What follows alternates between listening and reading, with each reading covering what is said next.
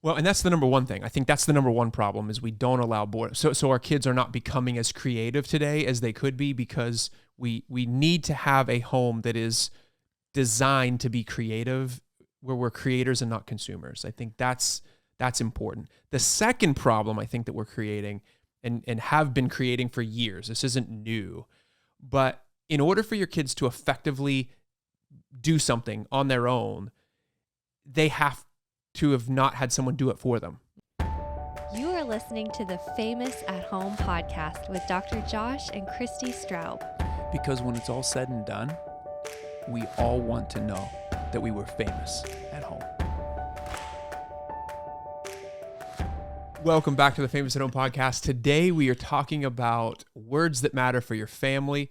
Before we jump into resourcefulness, here's a word from our sponsors.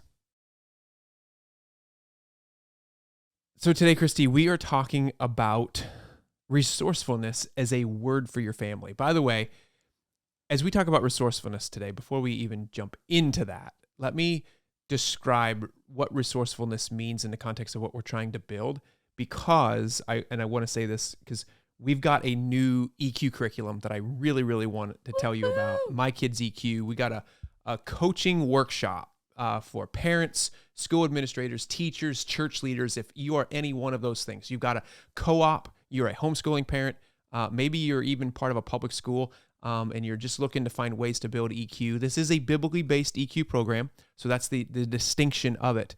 But there are so many beautiful components of it. And what we're doing to launch it is we are holding a workshop, an 8-week basically workshop that goes 8 weeks. There'll be interactive Zoom calls with me. We just want to dump everything that we know about EQ to those who are interested in this, and you get the first 8 weeks of curriculum as part of that to start trying at your church, at your school, with your kids, whatever that looks like.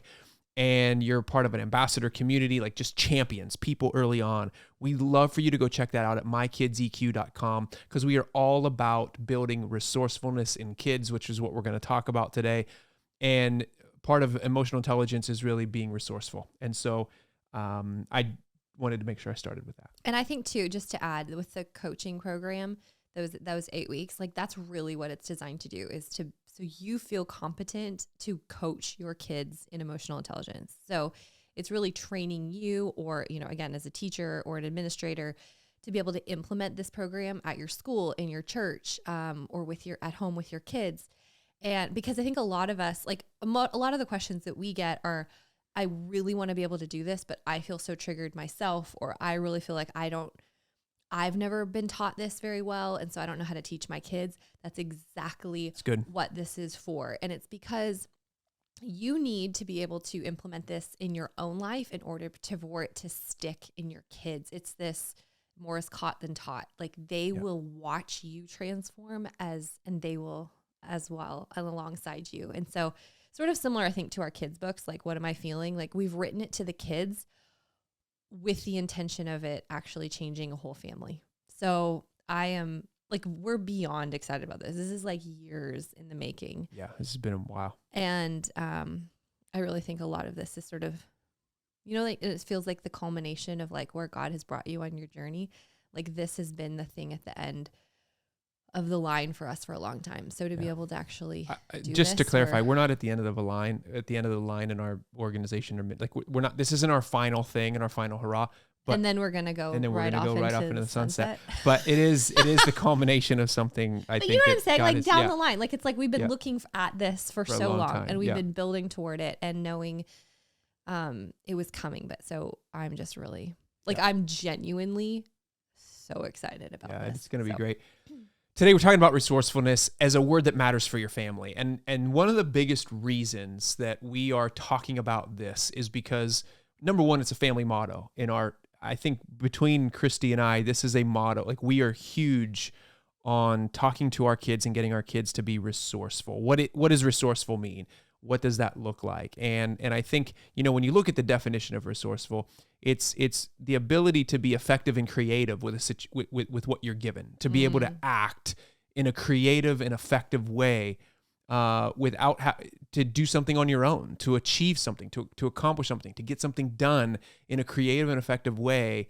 And I think what's ended up happening, I think there's two major issues with this. Number one, we are a generation that is training and teaching our children to not be creative because we're consuming. We're consuming everything on screens. We're not allowing our kids to be bored.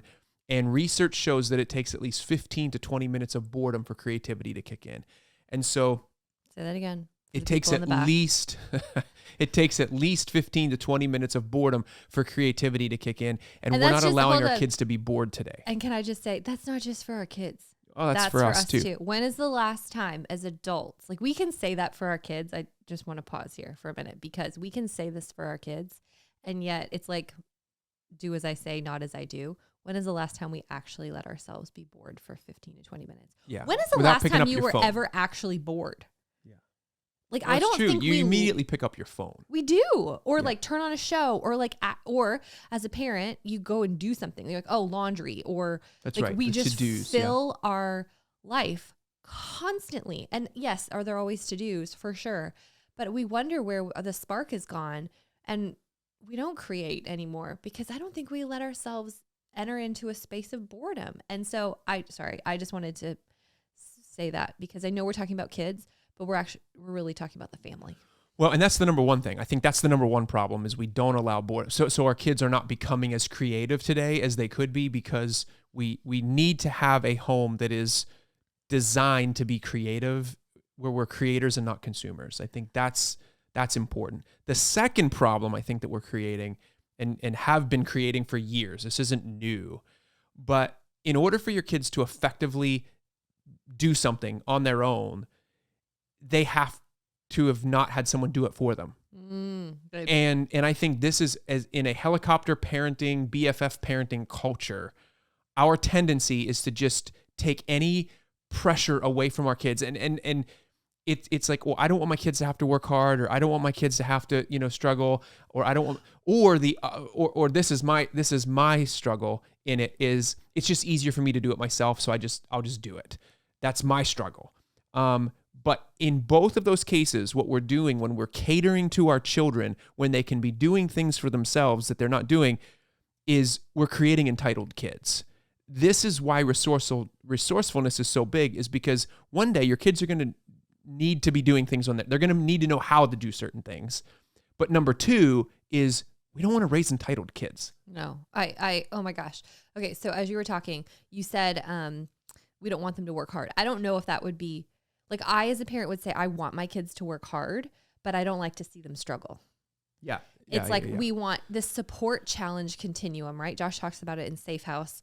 But like, there's this balance of support and challenge that we provide as parents. But I think as a generation, our generation is over supporting kids versus over challenging them. Like, especially, I mean, I know the research like Sissy and David have done out of Daystar since COVID is like, we've been raised entitled kids because they've been so, I think in our reaction to what COVID put kids through, we so over supported them and sheltered them in a lot of ways, and they haven't had to struggle that they've become entitled. They're actually seeing this. Sissy was saying this the other day. They're really seeing this in like epidemic. So how do we handle that? And this is, I think, the beauty of it is, I think as parents, we're so loving. Like we are trying with everything in us to correct wrongs that maybe were done to us, to mend things, to heal. Like we're so overly aware of how we're parenting, which is not a bad thing. But I think in the response to maybe how we were parented, how our grandparents parented our parents, we are so supportive of our children. It's to their detriment at this point. And so what Josh is saying is like this challenge, to add challenge to them while still supporting them. We're not like tossing them out into a lake, swim back, fend for yourself. But isn't that Richard Branson, whose mom like dropped him off from a car and so was like, find your way home? I don't know, but that would be awesome. That's I believe the story of Richard Branson, and dropped them off and was like, find your way home. Let's do it with and our it kids. Started this, what do you think? this resilience building muscle in him, which again, it's a muscle that has to be practiced. And so it grows over time. But for a kid to actually learn self-competence, self-esteem, like this belief that I have what it takes, you need a parent that shows them that they believe they have what it takes. Well, and I think too, what you just ended with there, they have to know that they have a parent that believes they know they have what it takes. Like even when they're struggling. And I even think in their struggle, we have to be okay with the struggle. But we have to, and I want to go back to the dumbing down part of the brain, because we're not allowing creativity and boredom. GPS is actually influencing our adult brains because we don't have a sense of place anymore. So in other words, we don't have a sense of direction. Because you just follow the GPS to wherever you're going. You don't know where you're going, south, northeast, west, northwest, southwest. Like you just go from one place to another, and you're not remembering landmarkers. And the reason I'm saying this is I think it's very important, because you brought it up with the Richard Branson thing, is that I had this epiphany on the way back from Thanksgiving. We were in Pennsylvania visiting my family, and I was writing down, we went a new route, and I was having Christy write down the route numbers. And when I got home here, I pulled out the atlas, and I'm now putting that atlas in our car to take with us everywhere we go, because I want to go back, Dad. and I want to start using our atlas to get places, because I want my kids, because our kids are so excited, like our oldest especially, loves looking at maps and looking where directions are. But what happens is, and I think this could be said, I don't know if there's, I'd have to look on the research on this. I would venture to say that that issue is causing, like the fact that there are parts of our brain that are actually shutting down. And there was a great book called, there's Dumbing Us Down.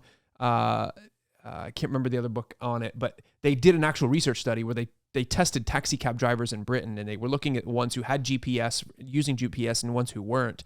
And the ones who were using GPS, the part of the brain known for remembering locations at landmarks, it was actually shutting down. And I would venture to say that's probably leading to higher cases of dementia, because you need your brain to be working in order to not become, because those brain parts of the brain just shut down.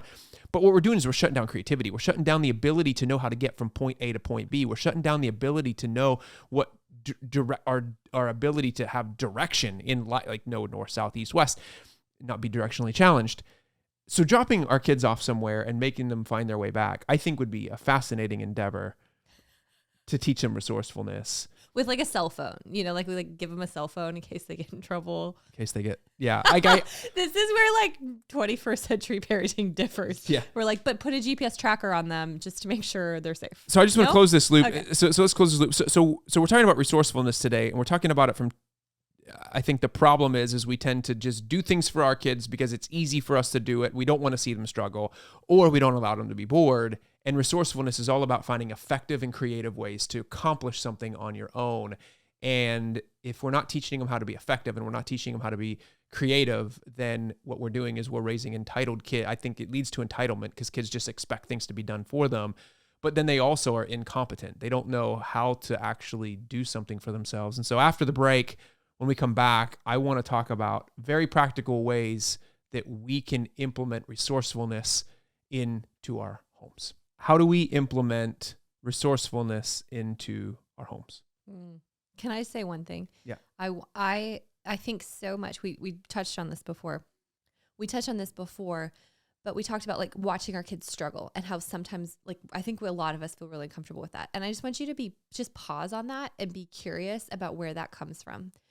And could it be that you are really uncomfortable with struggle? That there was a point in your journey where struggle, it was like too much and you felt overwhelmed, and maybe you actually feel stuck in a place in your life where you're struggling.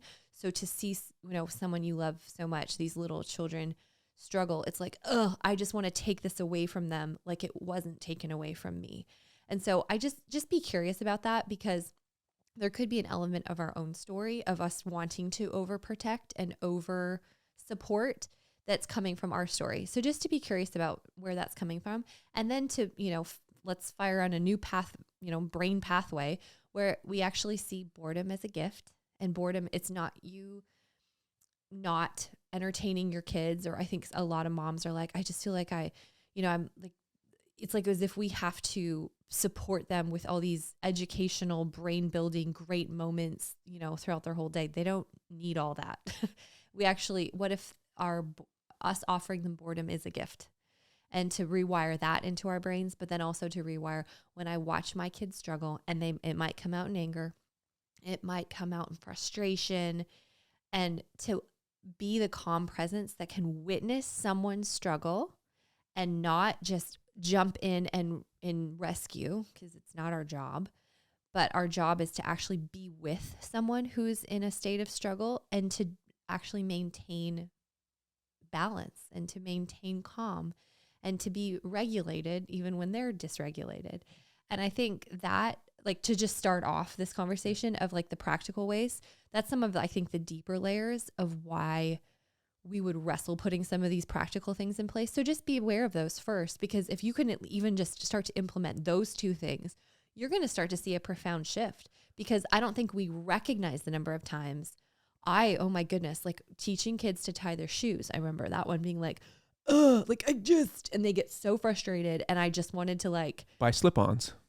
So they never have to learn how to do it. I did do that for a really long time with a little Velcro, and they were genius. Anyway, or buttons like on pants, where like those, oh my gosh, our kids would get so frustrated at school with their little school uniform.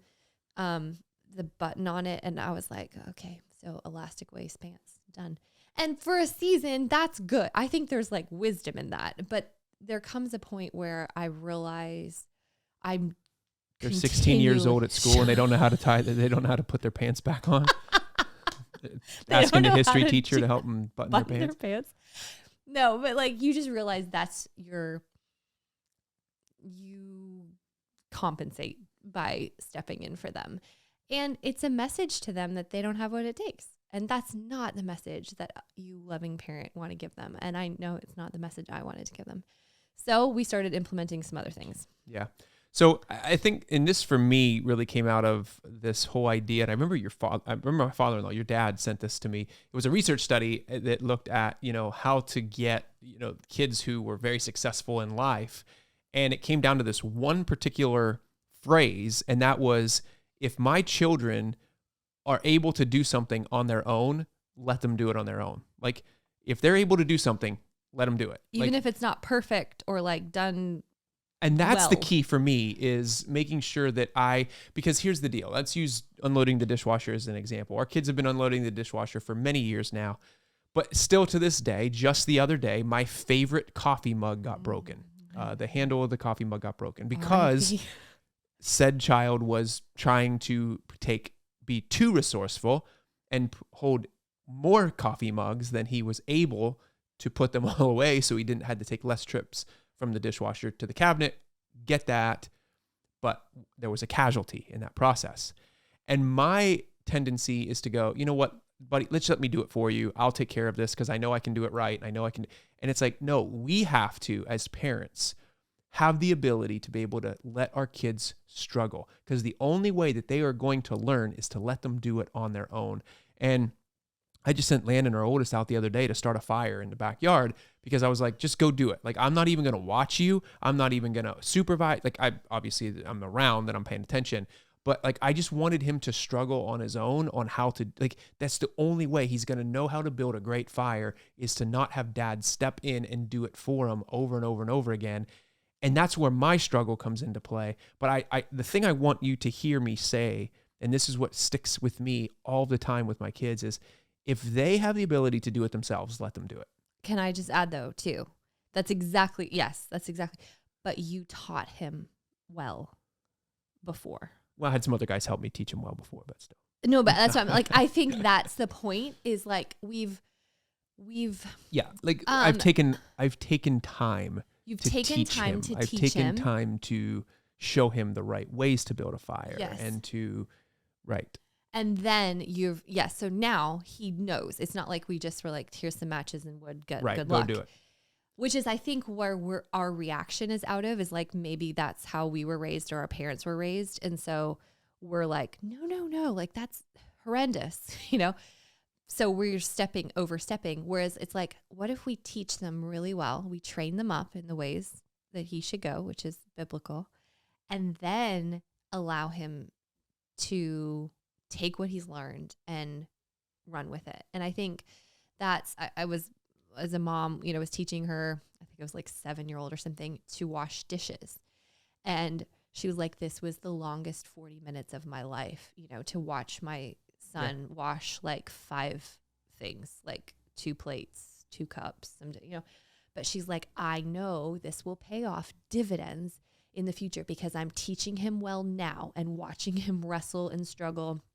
And it's painful to do.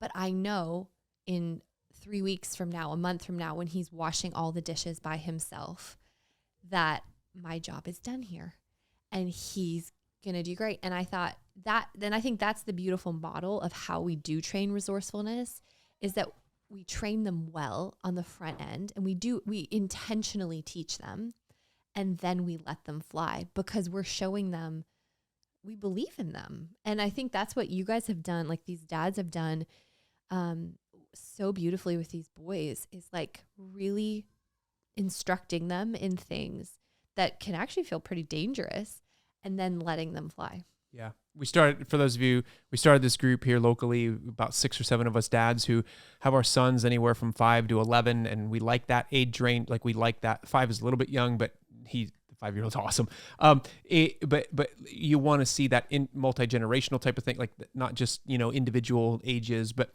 these other boys, older boys, helping the younger boys, that type of thing. And just teaching them things like, for lack of a better term, we started teaching them how to build, we started calling it build fires, change tires. We're teaching them how to build fires. We're teaching them how to cook their own meal, how to cook a steak, how to handle a weapon. Like what does that look like? How to respect a weapon? What are various weapons and what are they used for? And how do we hunt? And what does that look like? And how do we change tires? How do we change oil in a car? How do we do these things? These are resourceful things that until we enter into a son's life or a boy's life, and even for daughters to do the same thing, where it's like, hey, we're teaching them how to do skills. Like our daughter in particular is asking, and I hope that maybe, Santa Claus, if he's out there, Santa, wherever you are, she wants a sewing machine for Christmas because she wants to continue. She's so crafty. She does all kinds of amazing craft things, but we've got to learn to let her. She started whittling recently, and the very first time she used her whittle, guess what? She cut her finger. It's like but until you learn how to do these, until you let your kids struggle, and they don't learn. And so that's what Christy's talking about. And there's a phrase that I use that I love. Praise the struggle, like honor the struggle, because the struggle is where we build character. The struggle is where we build, and that tension, the frustration tolerance. A lot of times you might have a child who just gets so frustrated that they're not doing it right the first time. Help them understand, like you're learning. Like this is a beautiful learning journey, and you're not going to always get it right. And also too, to not shame them when they're getting it wrong, to not shame them when they're breaking the handle of your favorite coffee mug because they unloaded the dishwasher in the wrong way, or not in the wrong way, but they tried to be more efficient than they're capable of being at the age that they're at. It's like those are natural teachers. Natural teaching ways to enter into your kid's world and go, man, I've done that before. That, dude? Like I have done that before and it was a mistake, but the only way you're going to get it right the next time is to learn from those mistakes. Right. But it requires patience as an adult to enter into your kid's world and do that. And I think that's the key. So to get practical here, I think go back, and if your child can do it themselves, let them do it. Start by giving them tasks that are age appropriate and that you can begin to supervise in a way that they will be able to create some wins early on. Unloading the dishwasher is an easy one because, even our 2-year-old is unloading his own dishes right now. His plates, his silverware, his cups are all in a position in the pantry or in a drawer that are reachable to him. And so he pulls them out and he helps us unload the dishwasher by taking his stuff specifically out and putting it away. And listen, you all, the pride that is on that boy's face when he accomplishes something, the pride that is on our 2 oldest kids' faces when they accomplish something and they build something or they create something or they accomplish a task or problem solve, they feel so proud of themselves and so accomplished, and the confidence that it builds in them is unbelievable. And so I just encourage this sense of allowing them age appropriately to embrace that struggle, to enter into their frustration tolerance. Don't you get frustrated at them, but enter into going, yes, I get it. I've been there. I've made the same mistake. And, let me, come alongside you. And can I help you? Is there a way that you want me to help you right now? What would you like me to show you? Or maybe they don't want any help, or maybe you want to enter into their world and you go, hey, listen, there's one thing I want to show you here. Would you allow me to show you something? Because we also want to teach teachability. Like that's part of being resourceful. Is teachability is huge. And so we need to add teachability to a word that matters for your family. I'll tell you that's that. a good one. Can I add to what you just said there? I think a great question is, how can I support you? So often we come in with like corrections or fix-its, like advice. Yeah. Yeah. And we're offering something they're not even looking for, but it puts the ball back in their court. What can I do to support you? Because I'm not saying just like, I'm hands off, like, good luck, kid. Although sometimes I feel like that. I'm instead saying like, how can I help you? Because if you'll know, like kids throw a temper tantrum or just like, and it's sighing and it's like, and they're trying to communicate something to you. But if you actually ask them a question, well, how can I support you? It changes it. So they're in problem solving mode as opposed to just like, just take this from me, mom. Or because that's probably what mom has traditionally done for her. And one of the phrases we use in our house, which I think is really helpful for this, is come with a solution, not a problem. Don't bring me problems, bring me solutions. And so that will serve your children incredibly well in the future. It serves you well in the future. Like, don't bring problems to people, bring solutions. And so you might have a problem. And this just happened the other night. Our daughter was, I said to her, she had this problem and she was talking about the problem. And I said, well, have you thought about a solution yet? And she's like, yeah, Dad. And she actually had, but she was presenting the problem first. And I said, well, honey, why don't you, in your presenting the problem, like also state your potential solution. And that's super helpful. So, but they're thinking through those things. I think even implementing a simple phrase of our family will bring solutions, not problems, is a great way to actually implement this. And what you're really doing is you're working yourself out of a job. I mean, amen. When your 2-year-old is bringing his own diaper, and which we need to soon I'm ready to start the potty training process. But when he's bringing his own diaper and wipes to you because he wants his diaper changed, like that's a win. Like I don't have to go grab the diaper. I don't have to go. Like it's just like, okay, buddy, thank you. Like this is awesome. And he lays down in front of you, and you're just like, this is great. Like you're working yourselves out of a job in some respects. Like, but the job was never done. I mean, that's because there's always going to be things. But when your kids are helping you, like there's no reason. Like our kids they love making their own lunches. They love making dinner. They love and there's no reason we should not be teaching our kids are 10 and 8 that I'm glad they know how to make their own sandwiches. I'm glad they know how to make certain things like homemade ice cream and all these other things that they're learning how to make. I want my kids to know how to cook for themselves. Yeah. Well, because essentially, I don't want to be the only one in this family that has the responsibility of feeding people. Yeah. When I have really capable kids. You have a team around you. We are a team. Yeah, we actually can function as a team, because what joy does that bring everybody when you're all working together? It's not just like kids sitting at the table, Mom, when's dinner ready? Like, I think that's the old model of what we've seen done.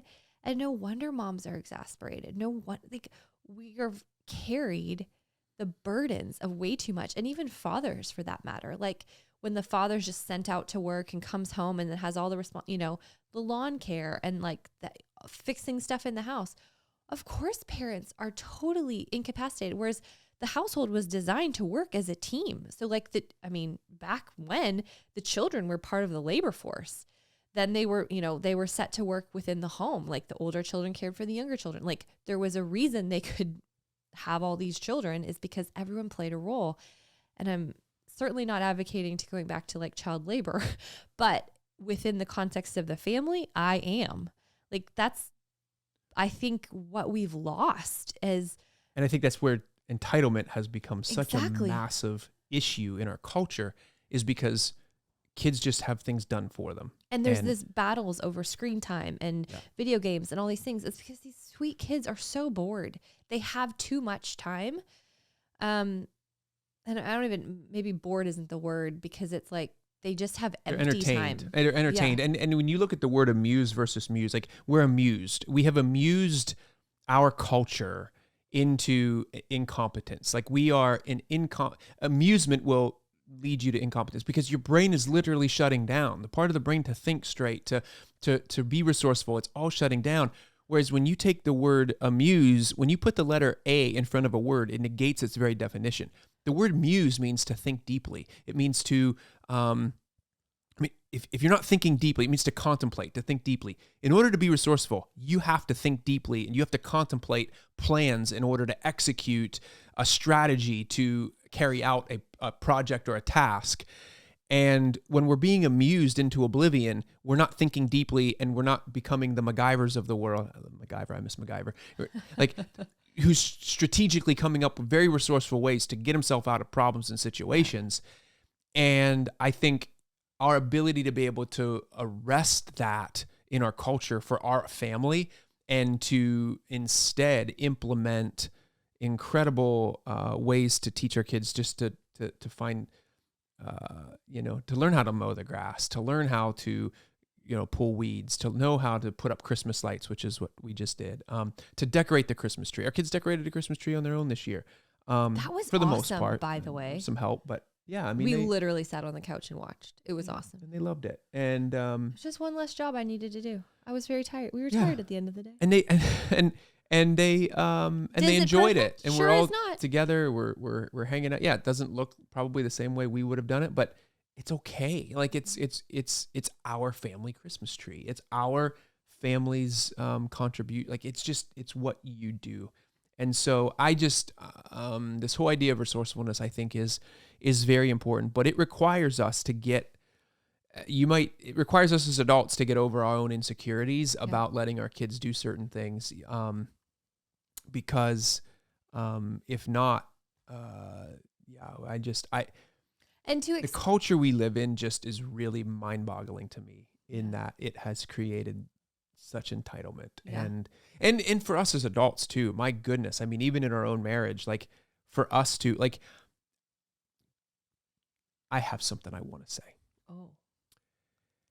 Even for me as a man, and this is when you weren't probably doing as great, but I can remember like literally being in the kitchen using a knife and Christy saying to me, I forget how you said it, but like, that is not the right knife, or that's not how you hold a knife, or something like that. And everything in me just went, ugh. Like it was like, okay, like, and as a man, I have to be honest, like when it comes to like, I love talking to other dads and other men about this too, but like, it's like when it comes to household, like ability to fix a toilet, fix a sink, fix certain things, like you feel incompetent naturally. If you don't know you don't know what to do, you feel incompetent. And for many years I felt that way. And I'm at a point now in my life where I'm realizing I know a heck of a lot more about home remedies and taking care of things and fixing things than I ever gave myself credit for.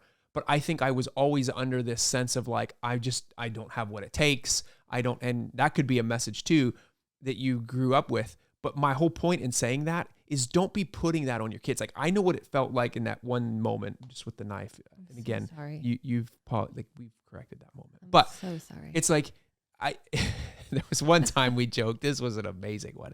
There was.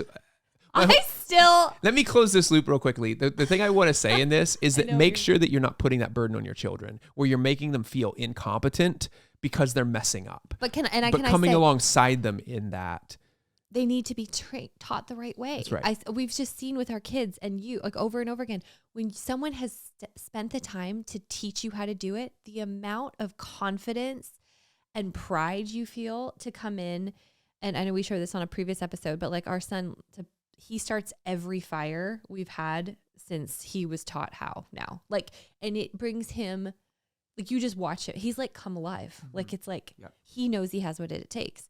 But I think for you weren't taught by your dad how to fix things. Like it wasn't a. Well, my dad taught me how to change oil in the car. Right, he but taught like, me think about how much confidence you have in that, in car stuff. Yeah, right? Yeah.